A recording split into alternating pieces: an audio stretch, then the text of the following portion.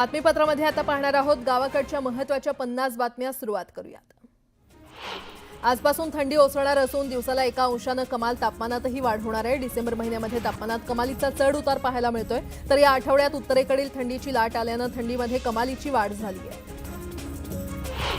पुणेकर थंडीनं गाठून गेलेत। पुण्यात यंदाच्या हंगामातील निचांकी तापमानाची नोंद करण्यात आलेली आहे। एनडीएतील तापमान 6 तर शिवाजीनगरमधील तापमानाचा पारा 7 अंशांवर आला। बुलढाण्यात गेल्या 5 ते 6 दिवसांपासून अचानक थंडी वाढली आणि त्यामुळे नागरिकांना घराबाहेर पडणं देखील मुश्किल झालंय, तर दुसरीकडे नागरिकांनी शेकोट्या पेटवायला सुरुवात केली आहे। शासनाच्या एमएसपी दरानं धानाची विक्री करण्यासाठी शेतकऱ्यांना नोंदणी करण्यासाठी मुदतवाढ देण्यात आलेली आहे। आता शेतकऱ्यांना 31 डिसेंबर 2024 पर्यंत नोंदणी करता येणार आहे। 15 डिसेंबर 2024 अखेर देशभरातील 472 साखर कारखान्यातून ऊस गाळप आणि साखर उत्पादन वेगानं सुरू असून त्यातून 720 लाख टन ऊसाचं गाळप झालंय। सरासरी 8.50% उतार्यासह एकूण साखर उत्पादन 61 लाख टन इतकं झालंय।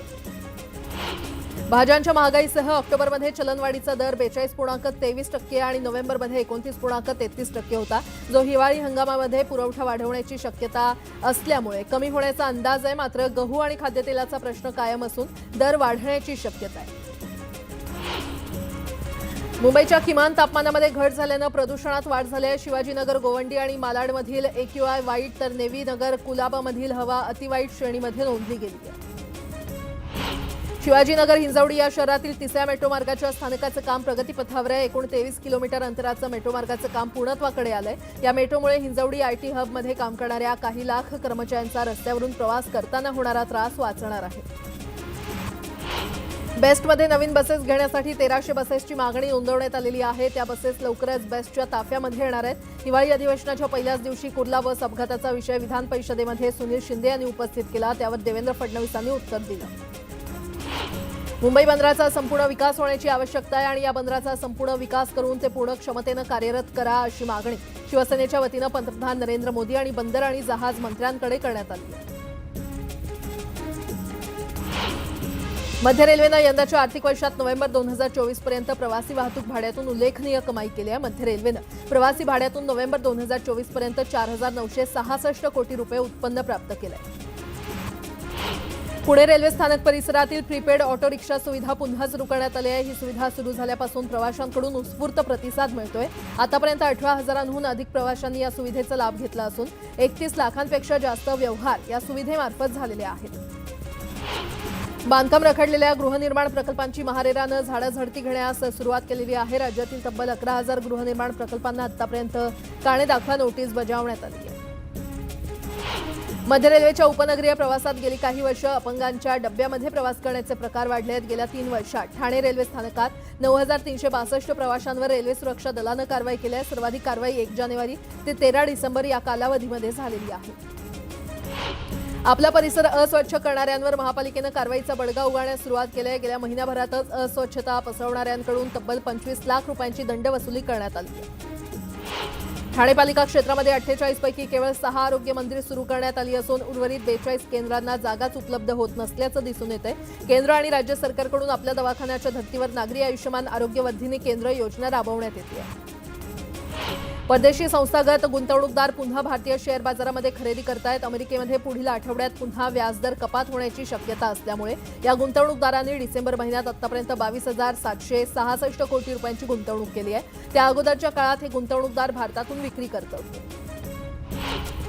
माहीम दर्ग्याच्या उरूसच्या निमित्तानं मुंबई पोलिसांकडून मखदूम शाह बाबाच्या दर्ग्यावर उरूसची पहिली चादर चढवण्याचा मान पूर्ण करण्यात आलाय। 10 दिवस हा उरूस साजरा केला जाणार आहे। भारतीय जनता पक्षानं आपल्या खासदारांना व्हीप जारी केला आहे। एक देश एक निवडणूक अर्थात वन नेशन वन इलेक्शन विधेयक आज दुपारी 12 वाजण्याच्या सुमारास सादर केलं जाण्याची शक्यता आहे। एसटी कर्मचाऱ्यांना 2020 पासून न दिलेलं थकीत देय तातडीनं द्यावं यासह विविध मागण्यांसाठी एसटी कर्मचाऱ्यांचं आजपासून अन्नत्याग आंदोलन होणार आहे। लवकरच या मागण्या मान्य न झाल्यास आंदोलन आणखी तीव्र करण्यात येणार असल्याचा इशारा देण्यात आला आहे।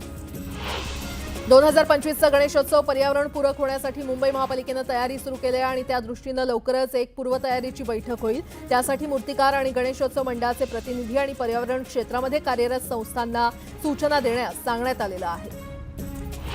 राज्यात केवळ 6 व्याघ्र प्रकल्प अस्तित्वात आहेत. विदर्भात वाघांची वाढलेली संख्या पाहता मध्य प्रदेश या राज्याप्रमाणे महाराष्ट्रात आणखी 2 व्याघ्र प्रकल्पांची निर्मिती होणं काळाची गरज आहे. मात्र याबाबत वन विभाग प्रयत्नशील दिसून येत नाहीये. शिधापत्रिकेमध्ये तुमच्या घरातील शिधापत्रिकेमध्ये कुटुंबातील कोणत्याही सदस्याचं नाव अजूनही जोडलं गेलं नाही तर काळजी करण्याची गरज नाहीये, कारण तुम्ही घर बसल्या सदस्याचं नाव ऑनलाईन पद्धतीनं शिधापत्रिकेमध्ये जोडू शकणार आहात. त्यामुळे सर्वसामान्यांना दिलासा मिळालाय. UIDAIनं आधार डिटेल फ्रीमध्ये अपडेट करण्यासाठी 14 डिसेंबर ही शेवटची तारीख ठरवली होती. मात्र UIDAIनं आधार डिटेल फ्रीमध्ये अपडेट करण्याची डेडलाईन वाढवलेली आहे. आता ही डेडलाईन 14 जून 2025 पर्यंत असणार आहे. म्हणजेच तुम्हाला आधार अपडेट करण्यासाठी अजून 6 महिन्यांचा कालावधी आहे. इंदूर शहरात प्रशासनाकडून एक मोठी घोषणा करण्यात आली आहे. 1 जानेवारी 2025 पासून इंदूरमध्ये भिकाऱ्यांना भिक्षा देणाऱ्या लोकांवर देखील FIR दाखल केला जाणार आहे. इंदूरला भिकारी मुक्त करण्याचं उद्दिष्ट साध्य करण्याच्या प्रयत्नांचा एक भाग म्हणून प्रशासनानं हा निर्णय घेतलाय. परभणीच्या घटनेच्या निषेधार्थ आज विक्रोळी बंदची हाक देण्यात आली आहे. त्यामुळे कडकडीत बंद पाळण्याचं आवाहन भीम सैनिकांनी सर्व दुकानदारांना केलंय.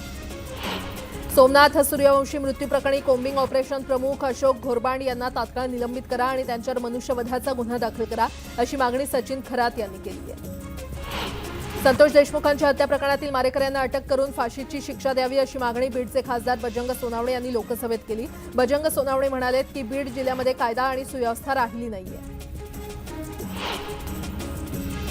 आता एक सविस्तर बातमी. भाजप नेते सुधीर मुनगंटीवार यांना मंत्रिपद मिळणार असल्याची चर्चा होती, पण ऐनवेळी त्यांचं नाव वगळण्यात आलं. ते नाव कुणी आणि का वगळलं असा प्रश्न खुद्द मुनगंटीवारांना देखील पडलाय. पण मंत्रिमंडळात डावललेल्या गेलेल्या खरं तर मुनगंटीवारांनी सोमवारी केंद्रीय मंत्री नितीन गडकरींची भेट घेऊन चर्चा केली. तर इकडे मुनगंटीवारांना पक्षात प्रदेशाध्यक्ष पदाची जबाबदारी देणार असल्याचं बोललं जात आहे. मंत्रिमंडळातून डावलण्यात आलेले माजी वनमंत्री आणि भाजप नेते सुधीर मुनगंटीवारांनी अखेर मौन सोडलाय. मंत्रिमंडळाच्या यादीतून आपलं नाव का कापलं गेलं असा प्रश्न खुद्द मुनगंटीवारांनाही पडलाय. कालपर्यंत नाव असताना काल ते नाव का कमी करण्यात आलं तर ते मग फक्त माहित नाही. मंत्रिमंडळ विस्तारापूर्वी संभाव्य मंत्री म्हणून ते प्रबळ दावेदार मानले जात होते, पण ऐनवेळी त्यांना मंत्रिमंडळाबाहेर ठेवण्यात आल्यामुळे अनेकांच्या भुवया उंचावल्या होत्या. थेट प्रश्न तुम्हाला काय वाटतं, कुठं काय घडामोड झाली? हे तर बावनकुळे साहेब आणि देवेंद्रजीच सांगू शकते.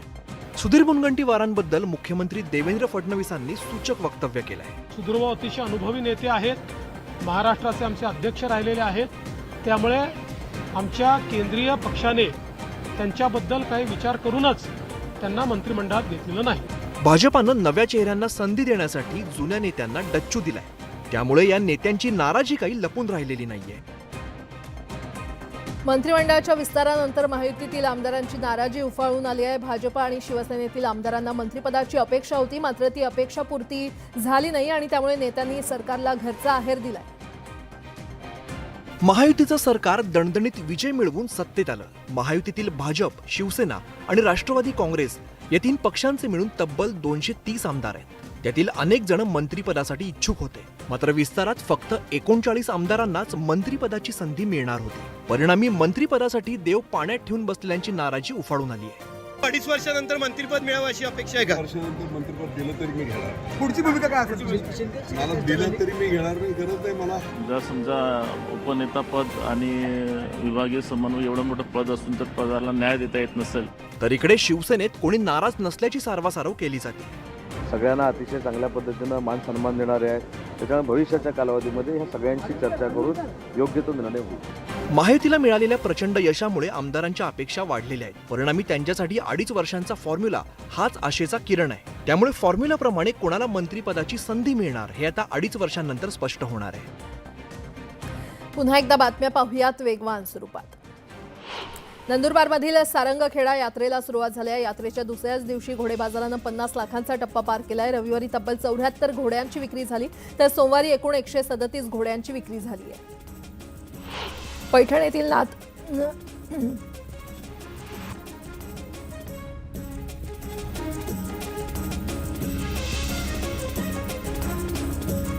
येथील नाथसागर धरणातून शेतकऱ्यांच्या रब्बी पिकासाठी उजव्या कालव्यात पाण्याचा विसर्ग सोडण्यात आलाय. चालू हंगामातील शेतकऱ्यांच्या रब्बी पिकासाठी डाव्या कालव्यातून 2000 क्युसेक पाण्याचा विसर्ग पाटबंधारे विभागाने सुरू केला होता.